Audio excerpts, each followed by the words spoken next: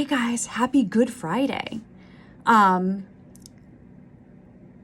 So I want to have a real and very transparent conversation with you guys on behalf of life coaches everywhere, because yesterday I heard for, I don't know, probably the fifth or sixth time since I started my company, Life Coaching, a year ago, from someone, they don't know each other, nothing to do with each other,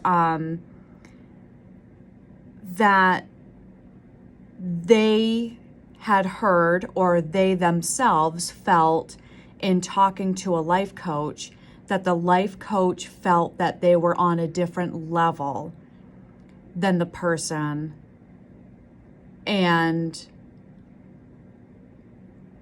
was, in a sense, better than them. So I want to talk about that because I can see why someone would feel that way. Especially if they don't know nor are familiar with a life coach or with the particular person that is a life coach. I can see why someone would feel that way, because you have to remember what a life coach does to begin with. A life coach basically teaches coping skills, okay? They teach you coping skills in a way that makes you realize that you already have it within you and you just bring it out in yourself. So we all are born with these amazing qualities like intuition, people call it street smart. Everybody's born with that. Okay, everybody's born with this bright light and this creativity and this compassion and intuition. But then throughout our life, we're told from our peers, our teachers, our parents, our siblings, you're bad, you're not good enough, you're stupid, you're dumb, you're this, you're that, that's ugly, your hair looks bad, and we take it in. And then these gremlins pop up in our heads and we become these personas that people around us have been saying that we are. We become that person. We become with that identity instead of the person that we were born as. When that happens to you, it takes time and guidance to rewire that and undo all of those thoughts, all of those bad habits about thinking about yourself. So when you're confronted with a life coach that has done that work and is able to see through you, because we are tapped into our intuition, we're tapped into our compassion, we're tapped in, you know what I mean? So when you're confronted with that, and you haven't done any of the work because you don't know how, right? It can come off as offensive. Like, oh, you think you're better than me because you can handle this situation so much better than I am because I'm freaking out right now. It's not the case, guys. It's not the case. What the truth is that when you decide to do that same work that we've done, you'll look back on those comments and you'll say, wow, I see now that they weren't on a different level. They were just tapped in to their new identity, And also remember that there was a time when I would walk into a room and hear some speech from a life coach and be like, whatever. There was a time that I would have felt the same way.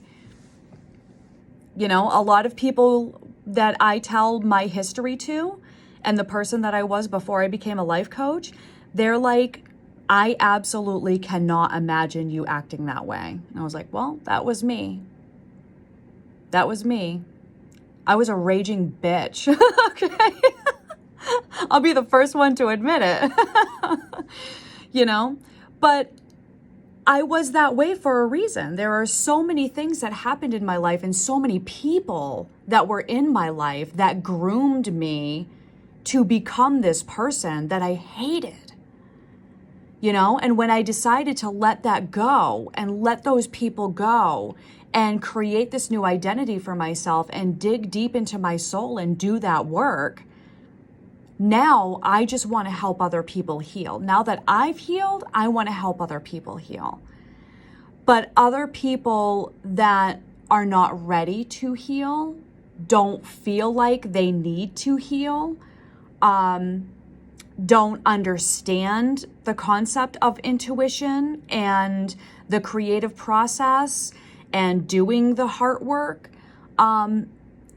they're not going to understand that. You're just not going to understand it. And that's okay. That's okay. Because the day will come when you will want to understand it. And when you want to understand it, that's when you go seek out a life coach. That's when you have a conversation with a life coach. That's when you go to a life coach workshop or course or anything like that.